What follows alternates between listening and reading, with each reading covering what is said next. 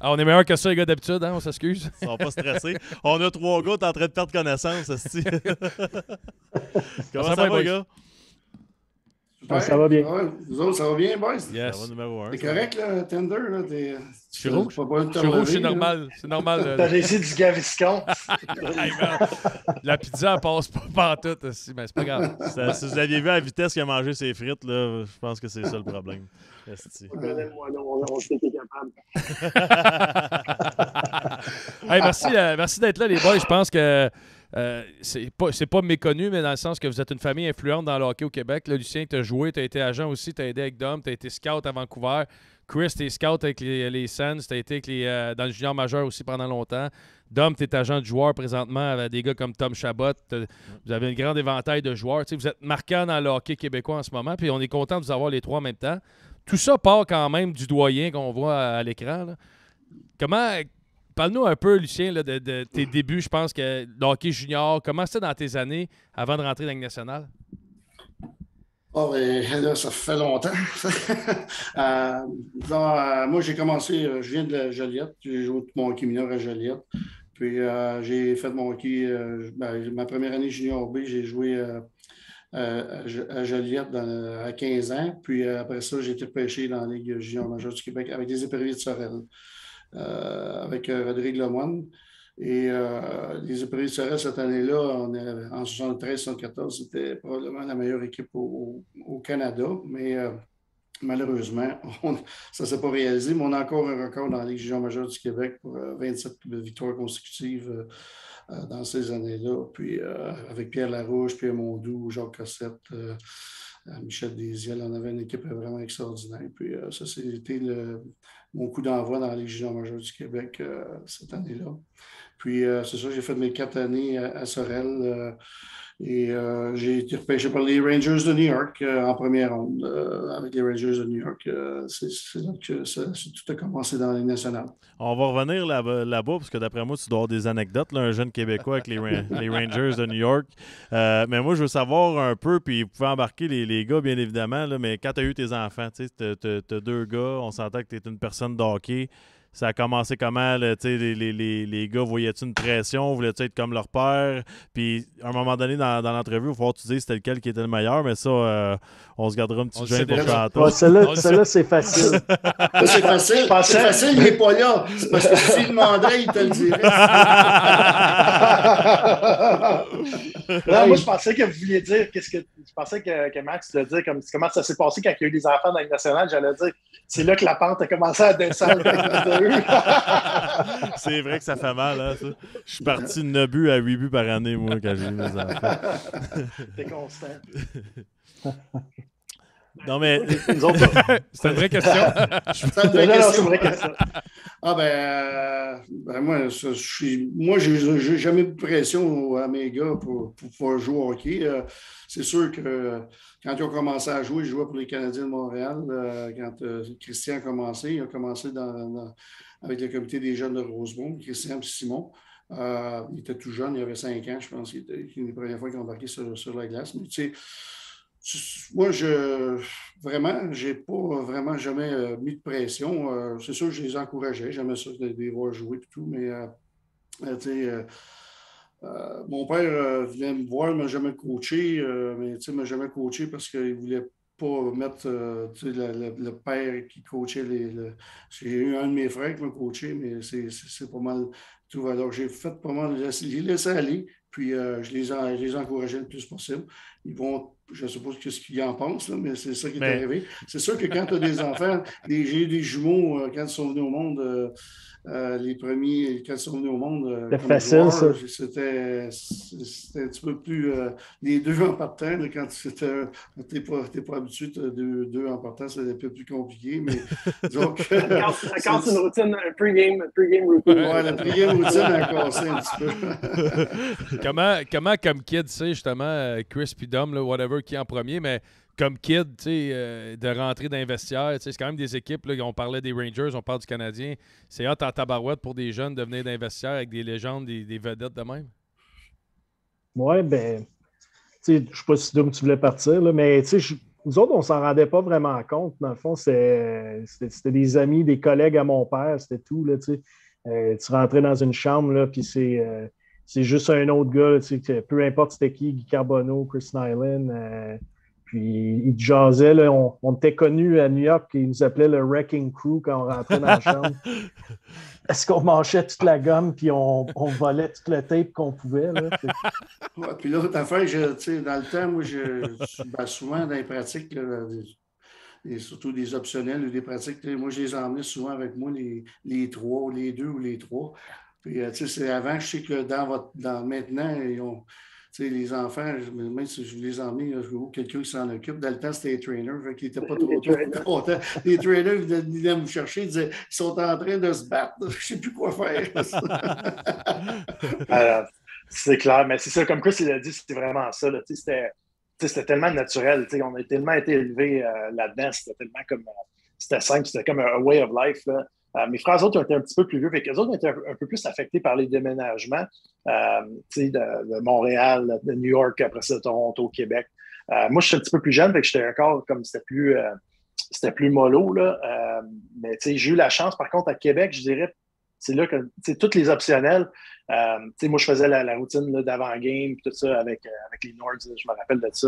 J'étais comme en première année, là, j'étais quand même assez jeune. Fait que ça, c'était vraiment incroyable. Mettons, c'était mettre le standard assez haut, d'aller faire des pratiques avec les gars, puis faire la routine, un petit cold tub, hot tub, puis tout ça.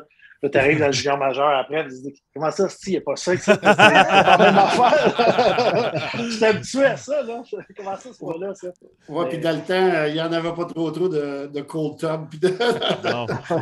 Il y avait de la cold beer, hein, Lucien? Ouais, cold beer, ça règle les problèmes. C'est ça. C'est quoi, mettons, de mémoire vite, là, Chris et Dom, votre plus beau souvenir dans tout ça? Parce qu'on s'entend que c'est pas tout le monde qui a la chance de vivre ça, là, d'être à l'intérieur des vestiaires de la Ligue nationale et faire ce qu'on veut. Là. Comme on se disait justement que faire des passes avec Matt Sundin, comme Joe Sakic à Québec, surtout, c'était quand même assez hallucinant. C'est débile. C'était quand même. Mais nous autres, on le réalisait même pas. C'était comme comme je disais tantôt, c'était comme une manière de. C'était way of life. C'était comme ça. Puis on était vraiment chanceux. Puis c'était juste incroyable de vivre ça. Puis on veut pas, on était quand même les jeunes autour du quartier. Dans le temps, ça jouait dans la rue, dans notre quartier. Puis ça faisait un peu de jalousie pareil, parce que on avait cette chance-là, mais on a été élevés de manière aussi d'être reconnaissant. On savait qu'on était chanceux et qu'on était privilégiés de pouvoir vivre ça. Puis pour les pep talks à Lucien, là, avant les matchs, c'était pas trop compliqué. Nous autres, quand on jouait, c'était joue fair, mais laisse-toi pas faire. J'adore ça. On reconnaît Lucien, là. Dom, il va te conter l'histoire sa première aventure comme agent à New York avec Phil Esposito. Il pourrait te conter ça. OK, Broadway. Là. Broadway, il pourrait commencer par raconter pourquoi on l'appelle Broadway. C'est quoi son... je commence à aimer ça. On commence à se réchauffer, c'est bon, ça. On commence avec Broadway. On devrait tout caler notre bière. Puis après ça, on repart, tu sais. Mais non, mais on peut pas, Lucien vient de la finir. Ah, c'est vrai. J'en ai un autre. Fait qu'on commence. J'encourage mes gars de 112, Team Canada. Ah, c'est bon, on en a dans le j'ai un bon dans ta barouette. Ouais, tu fais bon. Fait que Broadway ou l'agent? Commencement, Broadway. On va y aller avec Broadway. Oh non, Broadway, c'est un self-made name. Non, mais quand je suis arrivé à New York, il y avait Broadway Joe. Là, je parlais pas vraiment anglais, puis je n'étais pas trop de même style que Joe Namath. Là, Joe Namath avait fait sa première conférence de presse quand il avait signé avec les Jets de New York sur Broadway, puis ils l'ont toujours nommé Broadway Joe après ça. Puis ma première conférence de presse, c'était à Madison Square Garden, pas loin, puis je parlais pratiquement pas anglais ou c'était difficile. Fait que le nom, soit que quelqu'un me l'a donné, puis je l'ai gardé, puis ça a tenu pendant bien, bien longtemps. C'est Broadway Lou. Ouais. Je pense que ça s'est passé, je pense que ça s'est gagné. Ce nom-là, c'est gagné avec des galons. Tu peux pas juste appeler Broadway Lou pour le fun. Là. C'est pas juste parce que. Hey, Dom, on est d'accord que ça, c'est l'histoire qui essaie tout de nous faire gober. C'est bon, on descend à la même page là-dessus. Là. Disons que j'étais pas dans la page 6 du post dans le temps. Pas souvent, en tout cas. T'es chanceux, il n'y avait pas de téléphone cellulaire. Ouais, c'est ça. J'adore ça que c'est ces gars qui le calent là-dessus. Ça, c'est une autre affaire, c'est sûr. C'est écœurant, ça. Mais Studio 54, par exemple, c'était hot pas mal. Pour les plus jeunes, ils ont fait un film là-dessus. Allez voir. Ouais, c'est ça. C'est quoi? Allez voir ça. Hey, Studio 54, pas d'anglais dans le temps, ça devait être beau en esti. Ah, c'est bon, hein. Une chance, ça avait une coupe de français, c'est l'équipe, ça m'aidait. On avait Ron Duguay qui était probablement le plus Broadway que moi. Puis Carole Vanet. Puis quand même, on avait quelques gars québécois qui étaient.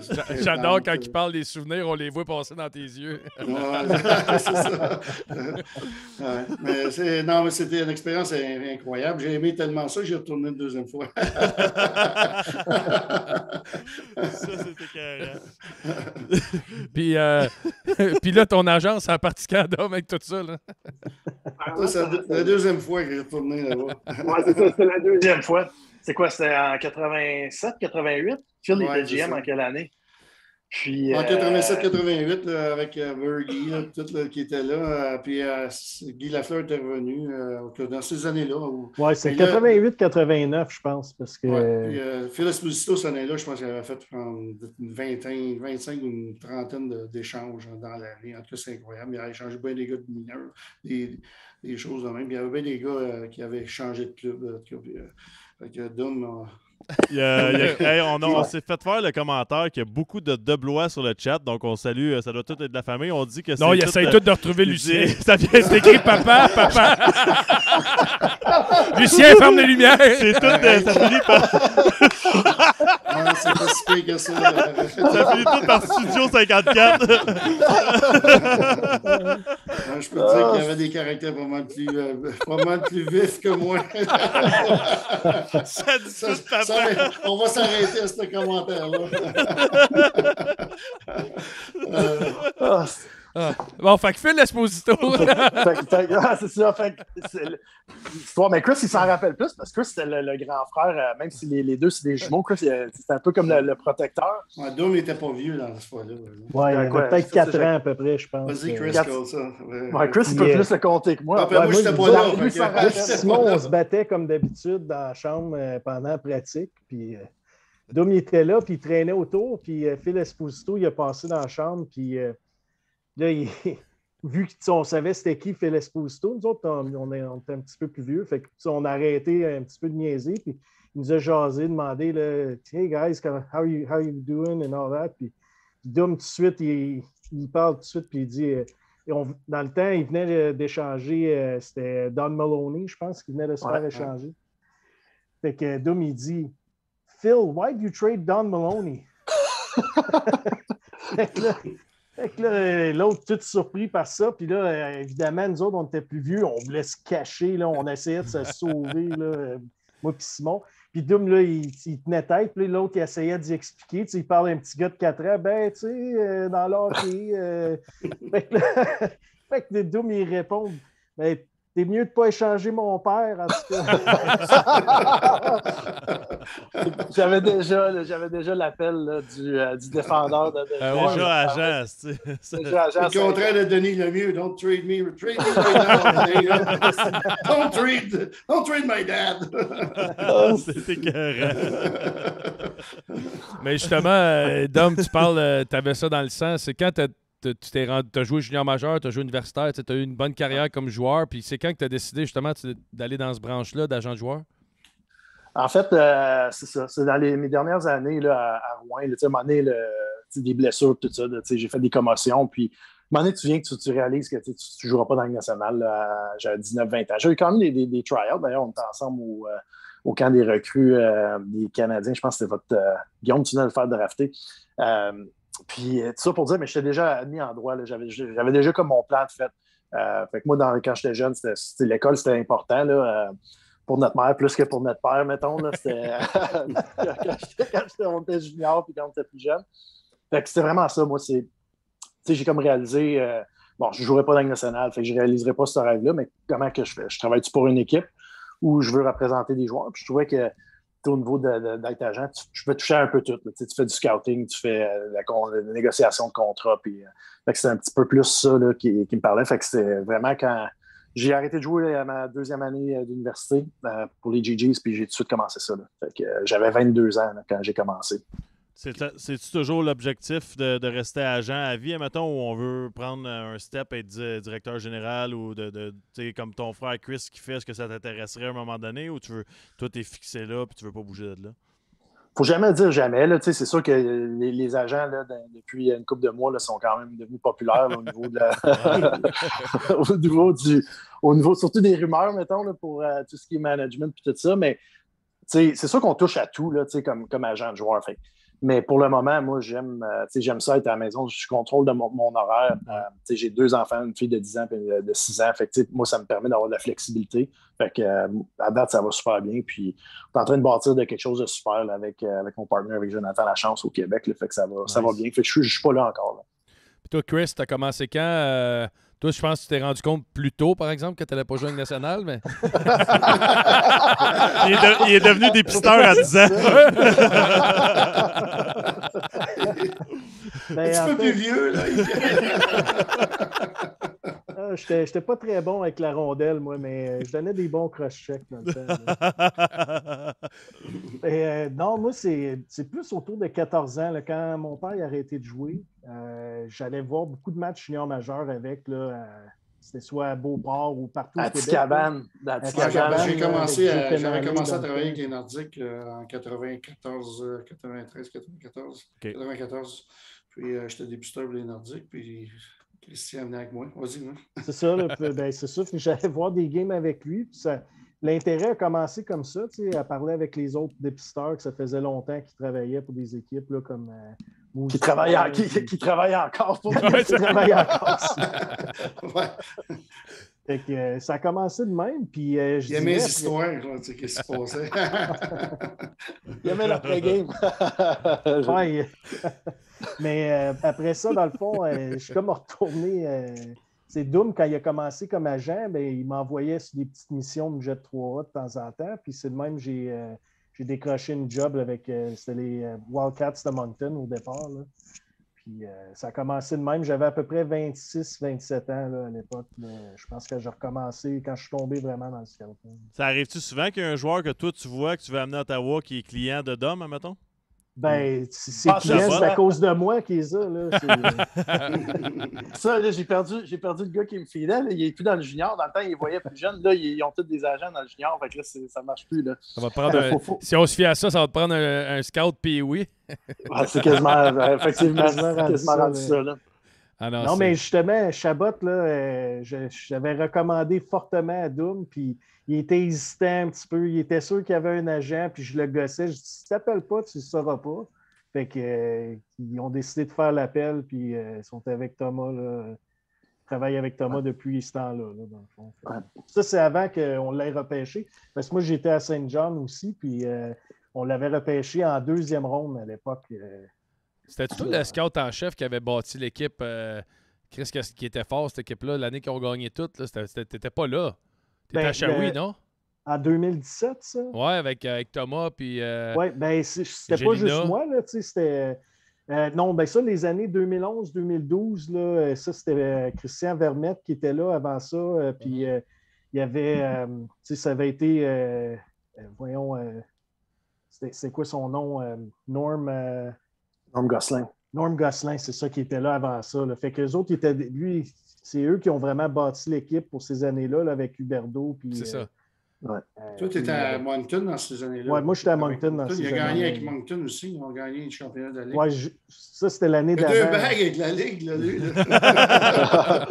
Plus sa coupe Dodge. Pas manquer d'armoire. C'était écœurant, ça. Hey, la coupe Dodge, en plus, la bague, là, je l'ai portée. Asti que je l'ai portée pendant 2 ans là, comme faux, puis je l'ai perdue. C'est tellement niaiseux. Je l'ai échappé dans un égout, une affaire de même quand je jouais avec. C'est de merde, ça. Hey, Dom, ça m'intrigue. Par contre, tu sais, t'es agent, puis tout ça, puis on s'entend qu'il faut que tu construises ta clientèle. C'est quoi le feeling quand t'es une vraie star? Là? C'est-tu différent, l'approche? C'est-tu plus stressant? Un gars comme Chabot, pareil, là, quand tu l'appelles, c'est Chabot. Là, non, c'est sûr que c'est... mais tu sais, on est comme... vous le savez, là, vous avez eu des agents, on commence quand même assez jeune, mais comme moi, personnellement, je ne sais pas si c'est ça que tu veux dire, mais quand tu... du moment quand on a signé le contrat, là, son gros contrat de 64 millions, là, en sortant sur entry level, ça, là, c'est comme, OK, là, ça fait comme 10 ans que je grind une business et que je travaille vraiment fort, puis là, ben, c'est comme, OK, là, tu réalises, OK, ça commence à faire du sens.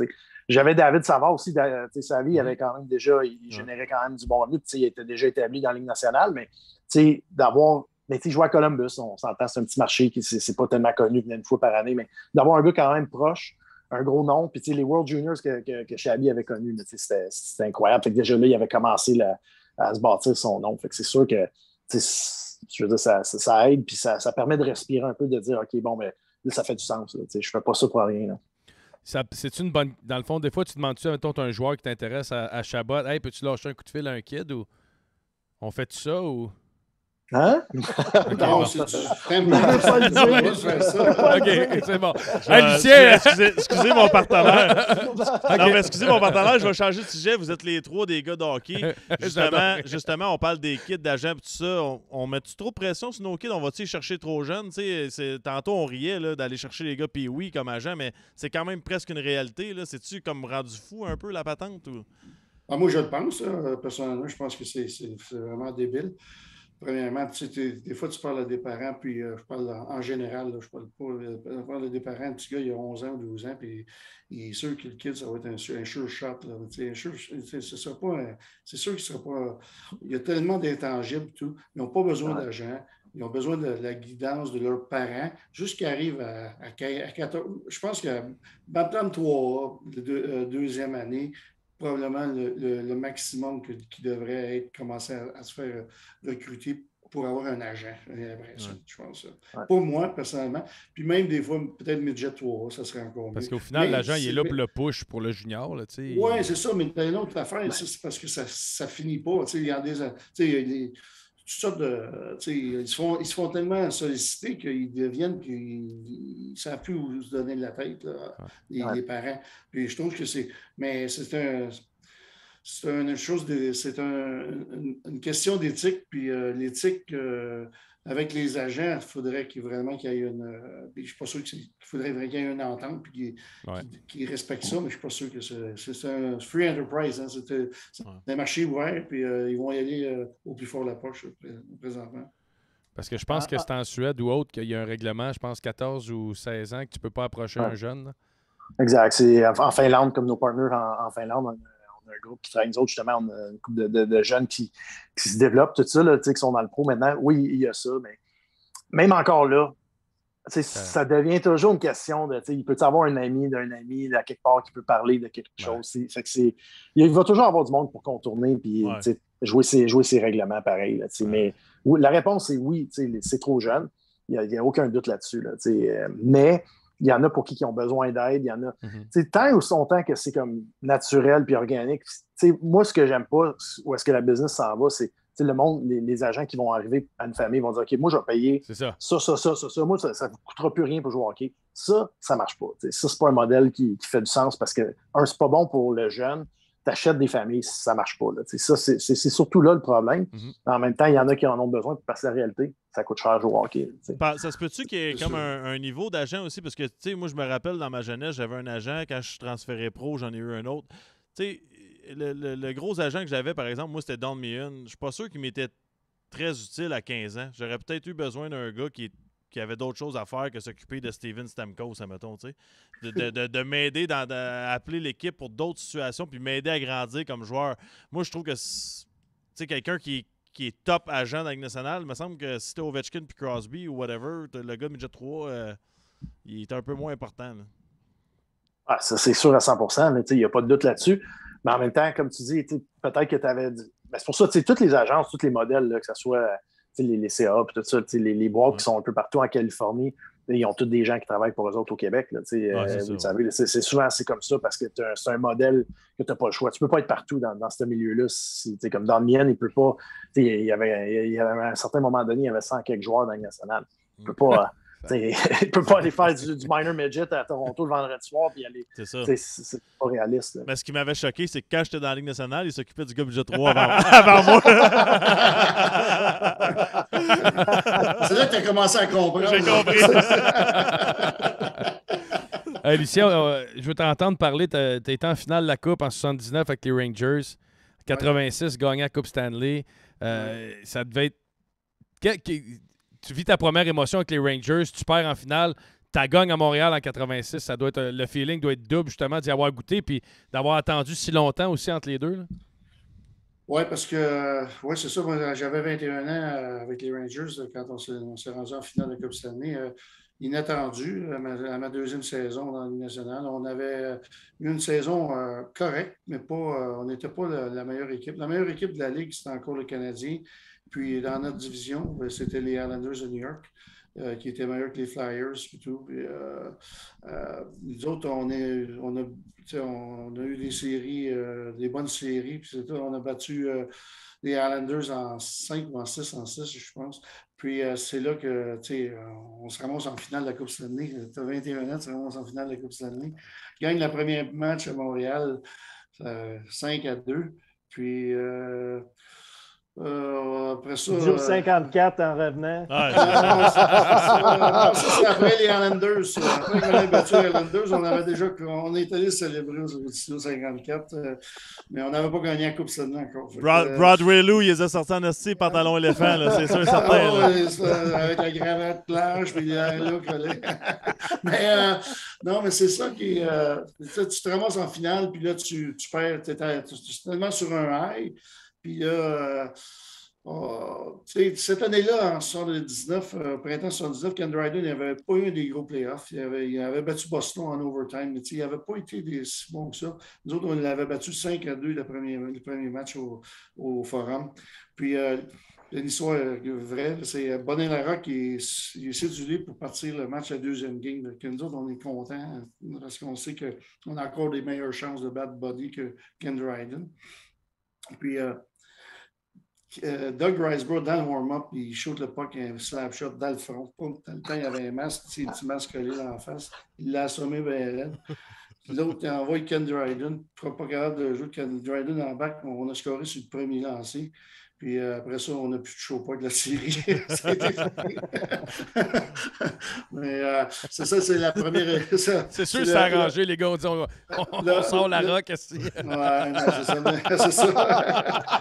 Pauvre Bonnie, Dieu ait son âme, c'est pas de sa faute, mais c'est une histoire vraie. Puis c'est sûr que le up and down, c'était beaucoup. C'est quand même, c'était quelque chose de jouer contre les Canadiens et tout. Mais en 86, c'est un peu la même histoire. Le club était so-so, puis tout. Puis on avait un jeune gardien qui, lui, il ne s'est pas fait blesser dans les séries, puis il a été incroyable. Puis on a eu des séries incroyables. Des gars comme Larry, Bob Gainey, Carbeau. On a eu des séries. Claude Lemieux avait été fantastique dans les séries éliminatoires cette année-là. Avec une jeune équipe, mais un jeune gardien qui était incroyable. Fait que le high était encore. Parce qu'il était bien traité parce qu'il mangeait à la maison. Il mangeait, c'est ça. En plus, il mangeait à la maison. C'est ça.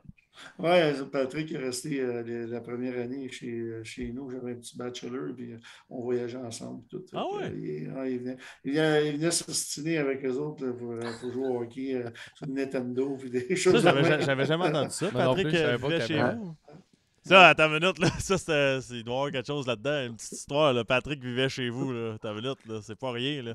Chris, non, mais aidez-nous là-dedans, là, parce que c'est sûr qu'il y a une histoire qui sort d'ici à soir. Je vais en chercher une autre bière, là. C'est notre grand-mère qui avait l'histoire, mais là, elle n'est pas là pour non, c'est ça, là. Non, mais Patrick, il était tranquille quand même. Là. C'est la première année, parce que c'est les chums qui venaient, puis sa famille, et tout. Il a quand même resté 2 ans dans le petit bachelor. Il aimait ça en première année, il restait en deuxième année. Ah non, c'est... Puis, mais c'est ça, c'est ben, son garage, quand il s'est fait construire je pense à Rosemont, son garage était plus grand que la maison complète. Non, mais tu sais, Patrick arrivait du junior, là, il avait gagné quand même la Coupe Calder l'année d'avant avec Sherbrooke, avec Claude Lemieux, il a fait venir tous les jeunes, là, avec Brian Scrudlin, Mike McPhee, Serge Boisvert, tous les gars étaient là. Puis ils ont tous monté ensemble. Puis cette année-là, puis c'est Jean Perron qui était coach, ils l'ont gardé toute la saison. Il y avait un système à 3 gardiens jusqu'à temps que Steve Penny se fasse blesser à un genou. Il a manqué le reste de la saison. C'est Patrick qui a hérité du but. Puis au début, il était coqué un petit peu. Tu sais, il embarquait, il jouait. Puis il débarquait des pratiques vite quand il jouait. Puis tout, jusqu'à temps que... On s'est parlé une fois, puis deux, puis les gars aussi. Puis il m'a dit, il faut que tu restes à la glace, puis il faut que tu travailles. Puis il a commencé à faire ça. Puis écoute bien, il était incroyable, Patrick, cette année-là. C'était pas le style papillon qu'on a connu de lui plus tard, là, mais il faisait des arrêts incroyables. Il était fantastique. Là, moi, je me suis dit, Lucien et Nyland qui volent la coupe. Ah, ça, c'est un highlight. Ça, mais... ça là, si les joueurs de la Ligue nationale aujourd'hui, ont la Coupe Stanley pour 2 ou 3 jours, c'est peut-être à cause de Chris Nyland et moi. Nous autres, on savait que Guy Lafleur l'avait volé une fois, mais c'était par hasard. En 86... Par hasard. Oui, c'était pas... Qu'est-ce que tu as fait avec le blond au gant blanc, toi? Il n'y en avait pas dans ce temps-là. Il n'y en avait pas, c'est ça. Non, c'est ça. On va te compter ça vite. C'est que finalement, en 86, c'était le 200e anniversaire de la brasserie Monson. Puis, ce qu'ils ont décidé de faire, la brasserie, pour faire des promotions, c'est d'envoyer la Coupe Stanley dans les villes du Québec. Puis, de prendre des photos avec le monde pour célébrer le 200e anniversaire de Monson, la Coupe Stanley, tout. Puis, ça tombe dans ma propre ville. Je fais la promotion dans ma propre ville, à Joliette. Il faisait beau soleil, 25-30 degrés dehors. On a pris des photos pendant 3-4 heures. Puis, on était supposé d'aller faire des promotions dans les bars à Joliette, chez Monson, et des choses de même. Alors, après 3-4 heures d'assis, autographes, prendre des photos, on a un petit break, je parle à Chris, je dis hey, ça serait le fun, Chris, ça serait le fun de partir avec. C'est vrai, ça serait le fun. Mon père est à Saint-Gabriel, on va aller me montrer la coupe Stanley à Saint-Gabriel. Fait que, il dit parfait. Il dit recule l'auto, puis moi, je vais aller la chercher. Chris, il dit, je vais aller la chercher. Fait que moi, bon gars, j'ai reculé l'auto, j'ai ouvert la porte, puis il part, prend la coupe Stanley. On va courir au-dessus de la tête. Et à petit en arrière, on s'en va à Saint-Gabriel-de-Brandon. L'histoire là-dedans, c'est que la police, c'est pas le gars avec les gants blancs, c'est le gars de la Pinkerton. C'était un gars de la Pinkerton qui était le garde. Ça fait que ce qu'ils ont fait, ils ont bloqué les deux sorties pour aller à Montréal. Ils ont bloqué l'autoroute, la sûreté a bloqué l'autoroute pour sortir de Montréal et pour s'en aller vers Terrebonne, le chemin pour s'en aller vers Terrebonne, Saint-Jean, tout. Alors, nous autres, on s'en allait de l'autre côté complètement. Fait qu'ils ne nous ont jamais eu. Fait qu'on est allé montrer la course à mon père. On a pris des photos. On a descendu après, plus tard, à Montréal. On est allé chez nous. On est allé chez Chris. Puis après ça, on est allé fêter un peu partout sur la rue Sainte-Catherine, un peu partout. Puis là, le lendemain matin, ben, c'est ça. Là, c'était moins comique parce que M. Corré et M. Claude Mouton, ils m'ont appelé moi, à 6h, 6h30 du matin pour me dire où la Coupe Stanley? Puis mon cher Chris Nyland, il venait juste de déménager dans la maison, il n'avait pas eu son téléphone, parce que dans le temps, on n'avait pas de téléphone cellulaire. Fait que lui, il n'avait pas de téléphone, il ne pouvait pas le rejoindre. Fait que c'est moi qui m'ont appelé. On la trouve pas drôle. Hein? Ben, voilà, c'est drôle parce qu'elle est ici, elle est dans mon. Puis justement, Dominique est assis dedans. Là. C'était carré. Mais c'est des beaux souvenirs. On s'est fait donner un petit peu de merde, là, mais de la merde en masse. Mais avec Chris, la trois fois, là, c'était un peu notre claim of fame, voler la Coupe Stanley. On a eu tellement de fun ensemble. C'était vraiment un bon gars. Est-ce que, Chris, je veux que tu nous parles, on parlait de tes scouts avec les Sénateurs. Comment ça a été pour un kid d'ici de vivre le draft à Montréal? Ça devait être une expérience de fou, là. Ouais, absolument, là, absolument. Il faisait chaud en tabarouette. Mais à part ça, là, juste l'entrée là, vers le.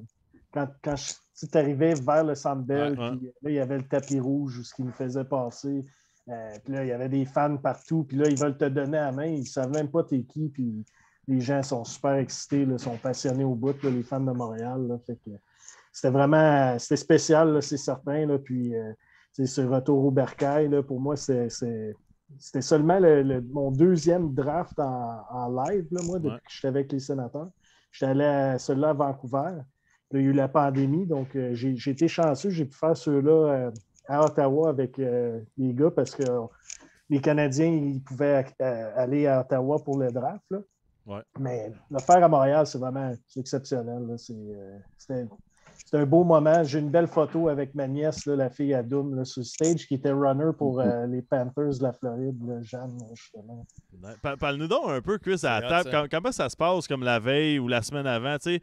Parce que vous travaillez tellement fort toute l'année à aller chercher des joueurs, mais là, c'est sûr qu'à un moment donné, tu arrives et tout le monde a une idée différente. Ça fonctionne comment d'une organisation, tout ça? Ben, c'est sûr que ça commence dès les premiers jours de la saison. Fait que là, on a les camps des recrues, puis là, on commence déjà à planifier là, nos horaires ensemble en équipe, dans le groupe de scouting, tout ça. Puis par la suite, ben, là, on va voir nos matchs tout le long de la saison, puis on se rencontre une fois après Noël. On a des meetings de mi-saison. Puis on commence déjà à établir une liste à ce moment-là là, des meilleurs espoirs. Là. Puis, on essaie de les placer en ordre, mais tu sais, veux pas, ça a le temps de changer beaucoup là, dans une demi-saison. Fait que, puis après ça, ben, on se rencontre encore à la fin de saison, je dirais dans le mois de mai, habituellement. Puis la semaine avant le repêchage, il y a des changements qui se font, puis on a d'autres meetings pour être certain là, qu'on a les gars placés aux bons endroits. Puis, surtout les gars qu'on veut cibler, là, habituellement, on a des targets, là, pareil, là, comme joueurs qu'on veut aller chercher. C'est le fun. Hein? Puis, comme agent, Dom, comment que c'est? Tu sais, dans les estrades, ça doit être stressant parce que tu vis le stress de la famille, tu vis le stress du kid. Tu sais, Alain Nasreddine nous disait la semaine passée, il pensait être en première ronde, il est sorti en quatrième ronde, puis quand il a annoncé son nom, il était aux toilettes en train de faire caca. Là, tu sais.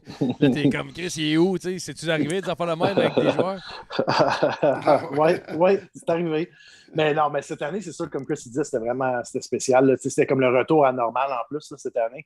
Puis Broadway, lui, il a encore des contacts à la Ligue nationale, fait qu'il était capable d'organiser pour que ma fille puisse travailler à la table là, pour les Panthers. Ça, c'était vraiment le fun. Là. C'était une expérience super. Mais non, justement, je ne vais pas nommer le joueur, mais je peux nommer la trame de fait. Là. Ça a resté. Là, c'est encore là.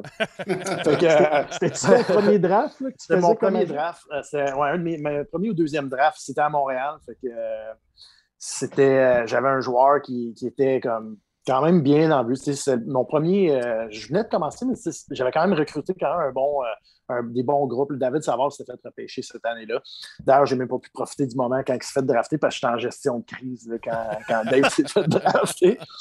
Fait qu'il y a un joueur qui.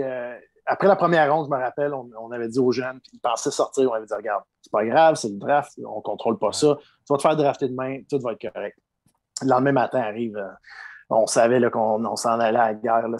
Il y avait de quoi qui se passait dans l'air. Puis, il y a un joueur, je me rappelle, c'est en quatrième ronde, il y a un joueur qui était repêché avant lui. Puis ça l'avait comme rendu furieux. Là. Il ne s'était pas rendu aux toilettes comme Alain Nasreddine. Je ne sais pas comment il s'est rendu, mais il est retourné dans sa chambre d'hôtel. Il est parti en taxi. Il est parti d'abord, il est parti en taxi. Il est monté dans sa chambre d'hôtel.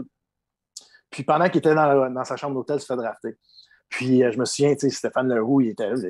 On se dit, il est où le joueur? Comment ça, il est parti? Fait que là, finalement, là, moi, j'étais jeune, j'ai 22, 23 ans. Voyons donc, qu'est-ce qui se passe, Chris? Fait que là, je m'embarque dans un taxi, je m'en vais à l'hôtel. On était proche du Centre Bell, je pense qu'on était au Sofitel. Fait que là, je me souvenais dans quelle chambre il était. Je rentre dans la chambre et qu'il était en train de brailler. Là, comme, il était en dessous des couvertes, puis il est comme en train de brailler, là, comme si ça n'a pas de bon sens. Je prends le couvre-main. Je dis, Chris, ça fait. Et là, toi, tu t'en viens, remets ton habit. Il est en boxer. Fait que je disais, toi, tu t'en viens. Tu viens de te faire drafter, let's go. Là, comme, arrête, là, comme step up. Là. Faut que tu te demander, faut que tu. C'est le draft de la Ligue nationale. Moi, j'ai jamais été drafté, là, j'aurais aimé ça être à ta place. Finalement, ça a fini que c'était correct, mais écoute, ça, là, c'est dur à s'en remettre là, comme expérience. Puis ça, c'était. Y a-tu joué dans la Ligue? Non. Non. Non. Je sais pas pourquoi. Ça s'appelle broyer. Maudit broyard. Il y avait beaucoup de caractère. Ouais, c'est ça. C'est ça. Exactement. Comme tous les joueurs des CCL. Hein. Ça a pris combien de temps avant que tu ailles là, Chris? J'ai attendu que la porte s'ouvre. Wow! Elle était pas si ouverte que ça. Il t'a lancé une belle flèche. Ris pas de ça, toi. Est-ce que c'est bon? Tu as arrêté ton genre? Non, je vais aller reparler avec Lucien de base, c'est plus intéressant. Lucien, je checkais tes stats. Y a-tu un côté à quelque part où tu es à 7 games de 1000? Ça te fait chier à quelque part? Ah, Ça, oui, c'est chiant comme question, honnêtement. Ouais, on l'a fait. Le seul baume un peu, c'est non, mais je faisais un joke. J'ai joué 7 games dans la Ligue américaine. J'ai joué 1000 games professionnels officiels, mais pas dans la Ligue nationale. J'en ai joué plus que 1000 parce que j'en ai manqué beaucoup à cause de pratique. Puis si tu calcules les séries éliminatoires et tout. Mais ce qui m'a fait le plus skier là-dedans, là, c'est que quand ma dernière année avec les Jets de Winnipeg, j'avais retourné au trade deadline où je m'avais changé aux Jets de Winnipeg. C'était Mike Smith qui était le gérant là-bas. Puis à la fin de l'année, quand tu fais ton exit meeting, j'avais comme une entente verbale avec comme quoi que je retournais jouer ou je m'en allais coacher à Moncton comme joueur-instructeur. Mais que je voulais jouer les 7 games. Je savais que je me manquais 7 matchs pour jouer dans les nationales. Puis j'ai dit, je vais finir mes 7 games. Puis après ça, je vais aller finir la saison. La saison commençait. Tu m'enverras à 1000, 1001, 1002. Je vais te descendre tout de suite dans la Ligue américaine. Je vais aller coacher, je vais être joueur-instructeur là-bas. Puis il avait dit, mais lui, c'est lui qui me l'a offert. Il m'avait donné comme une entente verbale. J'ai serré la main, je suis parti. Puis. Tu n'avais pas un bon agent. Tu n'avais pas un bon agent pour accepter ça. Non, je sais, mais cette année-là, c'était juste une entente comme ça. Puis moi, ce n'était pas le montant, c'était de jouer une autre année. Puis mes 7 matchs. Puis c'est sûr que c'était l'année où Timo Solani est arrivé. Je comprends ça, mais les 10 premiers games, Timo, si tu regardes ses statistiques, les 10 premiers games, c'est arrivé à Winnipeg, il n'a pas scoré un but. À la droite, j'aurais pu jouer une game ou deux, comme ça, à la 4e ligne, ou jouer n'importe où. Là. Mais d'une manière ou d'une autre, c'est ça qui m'a fait le plus skier. Là. Mais je passé au travers après, puis c'est ça. Ce qui dit pas. C'est une belle carrière quand même. Ce qui dit pas la vraie raison pourquoi il a joué cette game, c'est dans sa 3e année dans la Ligue nationale, quand il s'est fait renvoyer pour jouer cette game. C'est pas parce qu'il est arrivé en shape, mettons.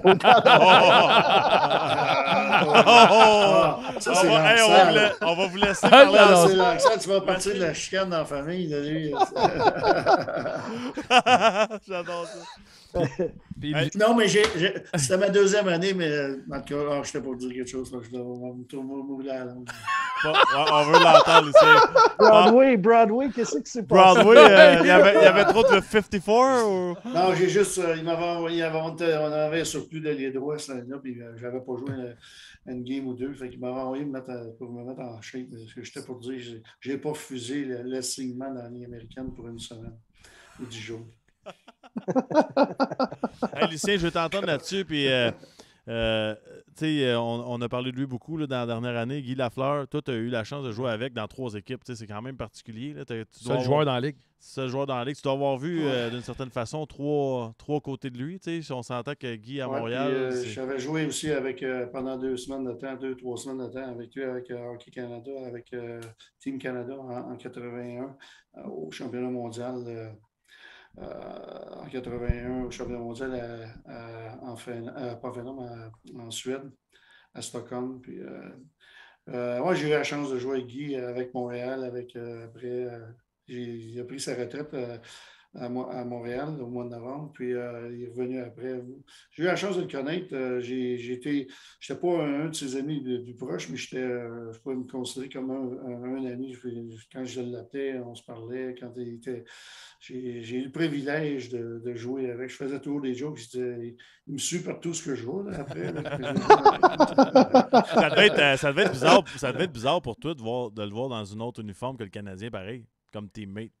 Oui, mais tu sais, ça, je l'ai dit souvent, je l'ai dit à bien du monde, même à Montréal, avant qu'il prenne sa retraite, là, c'est le système qui l'a étouffé. Tu sais, dans les pratiques, là, il était en avant de nous autres, il était le meilleur. L'année d'avant, il avait fini premier compteur du club par 25 ou 30 points. Il avait été, il arrivait aux pratiques, là, il était toujours en avant de nous autres. Ils sont lancés, les goalers, là, ils ne voulaient plus qu'ils ne shootaient pas dans les pratiques pour scorer. Là, tu peux demander à n'importe qui, ils vont dire la même chose. La seule chose, c'est qu'ils arrivaient dans les parties, ils ne jouaient plus à Montréal. Fait que là, ils jouaient 6, 7, 8 minutes. Puis il y avait un système où on n'avait pas de forechecking, c'était plus du là. On a joué à trappe, on a appris à jouer à trappe sur Jacques Lemaire. Puis c'était pas dans son style pendant tout. Puis c'était Guy, c'était un freewheeler, tu le laisses aller puis il laisse les jouer. Alors, quand il est revenu avec les Rangers, j'avais aucun doute qu'il était capable de jouer. Ça, c'était sûr. Je savais qu'il était capable de revenir et de jouer. Puis s'il n'avait pas été blessé, il aurait scoré 28, 30 buts quasiment cette année-là. Puis je me rappellerai toujours sa première présence à la glace, le premier match simulé qu'on a eu à Trois-Rivières. Il a embarqué sur la glace, la première rondelle, il a reçu une passe à la ligne bleue, pris une slap shot en rentrant, bing, contre John Van Beesbrook. Un de ses buts fameux. Là, le monde se met à crier Guy. C'est comme la vedette. C'était une autre page de son aura qui s'est écrit ce journée-là. Il était bon. Puis Guy, c'est tellement un gars généreux, fin, aimable. Tu le rencontrais 5 minutes, c'était comme tu l'avais rencontré pendant toute ta vie, pratiquement. C'était un gars tellement... Il avait cette qualité-là, humble, mais... puis tellement drôle. En tout cas, c'est triste. J'ai adoré jouer avec lui. C'était vraiment un privilège. Puis, même à Québec, là, on n'a pas une grosse équipe. On n'a pas une grosse équipe à Québec, mais c'est lui qui a quand même sorti. Les gens allaient le voir jouer avec Joe, puis avec Joe Sakic. Il a aidé. Tu parles à Joe Sakic, comment il a pu l'aider à couper avec la pression. Puis tout. C'est une personne spéciale. Au funérailles de Guy Lafleur, Joe Sakic était là, puis l'Avalanche jouait le soir un match de séries éliminatoires. Ça démontre le respect. Ouais, dernière anecdote, je me suis fait dire que tu as eu un mot à dire. Tu travaillais pour les Canucks de Vancouver comme recruteur, tu as eu un mot à dire dans la transaction de Max là-bas, ça a l'air. Là. Hey, ça prenait quelqu'un pour compléter Cédine. Ouais, c'est ça. Burroughs avait un gastro, il voulait qu'un gars 3 jours. Ça, c'est l'histoire. Moi, j'avais travaillé avec... je travaillais avec les Canucks, j'étais dépisteur professionnel. Je l'ai fait pendant une douzaine d'années avec les Canucks avant de devenir dépisteur amateur. Puis, Max, on m'a dit, c'était en 2010 ou 2011, oui, 2010-2011. 2010-2011, dans ce coin-là. Puis... moi, je voyais le Canadien jouer souvent. J'étais à Montréal. On cherchait un joueur comme Max, un bon grinder, un gars de troisième ligne. Fatigant, un fatigant. Quelqu'un qui... On avait RJ, puis il s'était fait blesser, Ryan Johnson, puis tout. On avait besoin d'un gars comme lui, puis gagner des mises au jeu. Puis, fait que Montréal l'échange à Anaheim.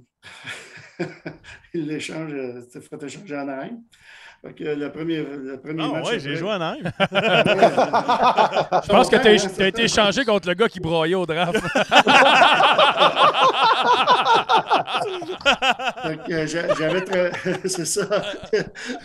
J'avais travaillé avec Pierre Gauthier. Il était gérant ou assistant gérant avec le Canadien dans le temps. Je ne sais pas s'il était gérant quand il était là. Fait que je vois Pierre Gauthier, ça regarde de la presse, il vient me voir. Ah, comment ça va? Peut-être que j'étais assis avec Mario Saraceno. Comment ça va? Là, j'ai dit, oh, ouais. Mais je dis, qu'est-ce que t'as fait? J'ai dit, qu'est-ce que t'as fait là? Envoyer la pierre à Anaheim. J'ai dit, non, non. J'ai dit, tu m'as tout le temps dit quand je travaillais pour toi, regarde les depth charts avant de faire un échange. Comment ça, tu ne nous as jamais appelé pour nous parler? Comment ça, tu n'as pas parlé à Mike Gillis? Voyons non. Ah, il dit, Mike, il ne m'aurait rien donné pour la pierre. J'ai dit, rien donné comme tu as eu, là, on t'en aurait de rien donné 4-5 plus. Hey, des choix de 3, tabarnak. Ben, finalement, ça a pris combien de temps avec deux mois max, 6 semaines, j'étais parti. Hey, j'étais arrivé là-bas, là, puis il n'y avait rien. Tu sais, je demandais de mes bâtons, ils ont dit excusez, on n'a pas reçu tes bâtons encore, tes gars, j'avais rien. C'était sûr que je décollissais. Là. Ah oui, c'est sûr. Ouais. Fait que là, nous autres, on t'attendait. J'étais rendu à Vancouver. T'es à Vancouver, les bâtons étaient là, les gars étaient là. C'est ça, en plus. C'était pas son père? C'était pas son père, le coach? Ben oui, c'est son papa. C'était son papa qui était là. C'est vrai qu'Alain connaissait. Il l'a mis au biberon et il est reparti. Il faut faire attention avec les coachs. Hein, mais Alex, pas Alex, mais Max a fait tout un job avec les Canucks. On s'est rendu en finale de la Coupe Stanley. On a passé trop proche. Une grosse ouais, on a été blessés trop souvent, trop de blessés. Puis, en tout cas, une belle histoire. Hein? J'aurais pu montrer ma bague puis celle de la Coupe Chrysler à soir. Ah non, c'est vrai, je n'ai pas. La Coupe Chrysler. J'ai quand même 2 bagues de la Coupe du Président. Là, fait que lâchez-les. Lâchez-les. Puis je veux dire qu'à Ottawa, d'après moi, ça sera pas trop long un jour, ça s'en vient parce que vous êtes bons en tabarouette. Le monde doit peut-être avoir un problème avec le cap. Hein? Peut-être. On va voir. Mais ça monte. On souhaite qu'il monte. Les boys. En tout cas, vous avez une belle équipe belle famille, à Ottawa. Belle famille. Ouais, c'est vrai. Belle famille. Oublie l'équipe de la Ligue nationale, ça, c'est une belle famille. Ça doit parler souvent de hockey. Là.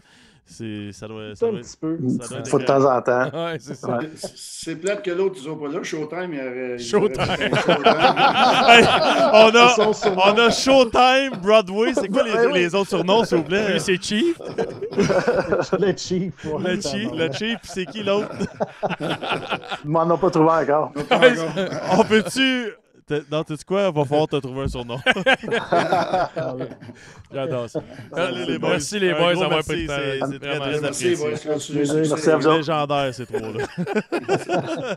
C'est plate que Showtime soit pas là.